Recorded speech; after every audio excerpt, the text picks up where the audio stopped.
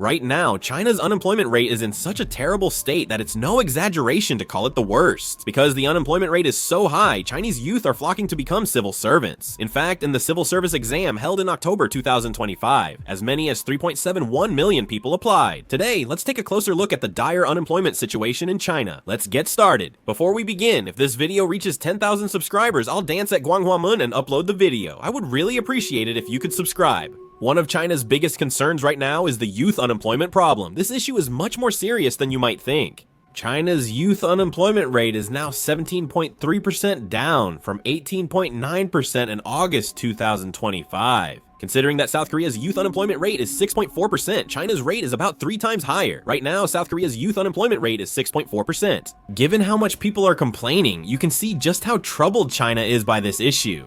Of course, this isn't the highest youth unemployment rate China has ever had. The highest record was in June 2023 when it reached 21.3%.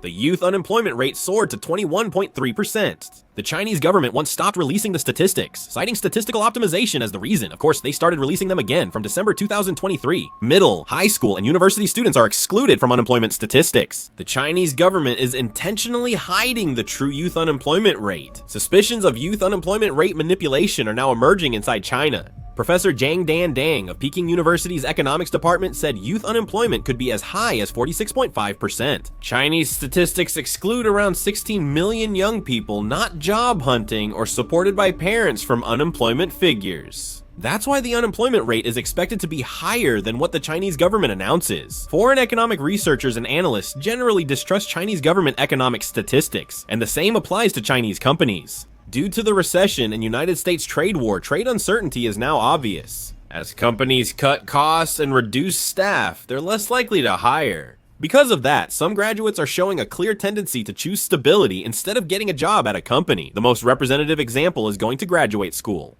Like before in our country, more people are taking civil service exams. This year, a record 3.71 million people took the National Civil Service exam, according to the South China Morning Post in Hong Kong. In 2026, 3.43 million people applied for graduate school, 450,000 fewer than in 2024, and civil service exam takers outnumbered graduate school applicants for the first time. Unlike Korea's civil service exams, where poor pay and conditions have recently lowered competition, especially for local jobs. Above all, China produces 12 to 13 million college graduates every year, but since companies are not hiring, there's even a saying in China that half of college graduates are unemployed. Due to severe youth unemployment in China, young people are cutting living expenses, especially food costs. Chinese authorities have made increasing domestic demand their main economic goal. As the real estate market declines, unemployed young people are cutting back even further. Videos on eating 2 meals for only 1,401 are becoming very popular, while young people's dissatisfaction keeps growing. Additionally, China launched the K-visa system to attract overseas talent in advanced science and technology, but this too is stirring controversy domestically.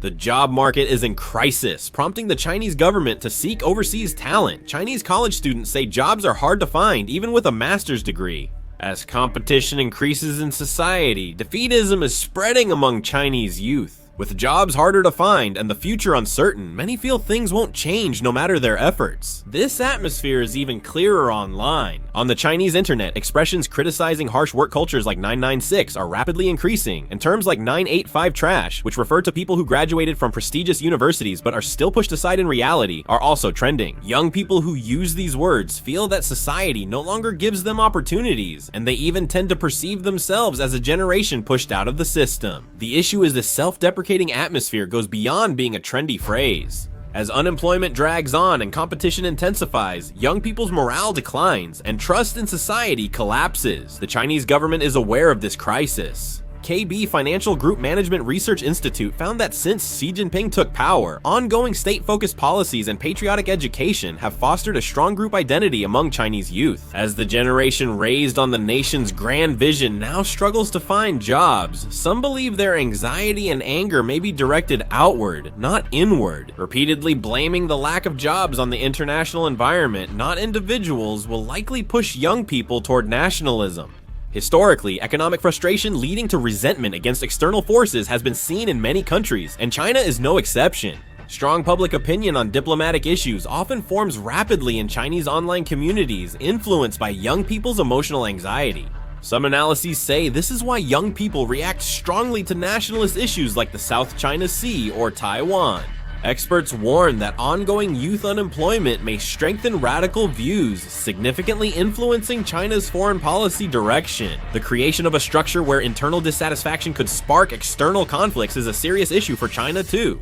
Of course, China has been introducing a series of policies to stabilize youth employment. China's Ministry of Human Resources and Social Security reports that a temporary unemployment insurance rate cut in the first 3 quarters reduced companies' labor costs by about 28.8 trillion won. They gave 4 trillion won for job stability, 4 trillion won for employment training, and have helped college graduates find jobs. It's easier said than done, and youth unemployment still isn't being solved. Why has China's youth unemployment rate hit a record high? Many experts say the main reason is China's 3-year zero COVID policy. As you may know, the zero COVID policy is when a COVID-19 case is detected, the whole village or city is locked down to stop the virus from spreading. This is a strict quarantine policy. This was a fatal blow to Chinese companies, as the zero COVID policy severely hurt the economy. 4 million small and medium-sized businesses lacking a safety net went bankrupt, leaving fewer companies to hire young people. Also, since 2019, China has greatly increased the number of university admissions. As a result, the number of university students increased, but the number of companies decreased, which is why this situation occurred. The real estate market in China itself has stagnated, according to a report by Reuters.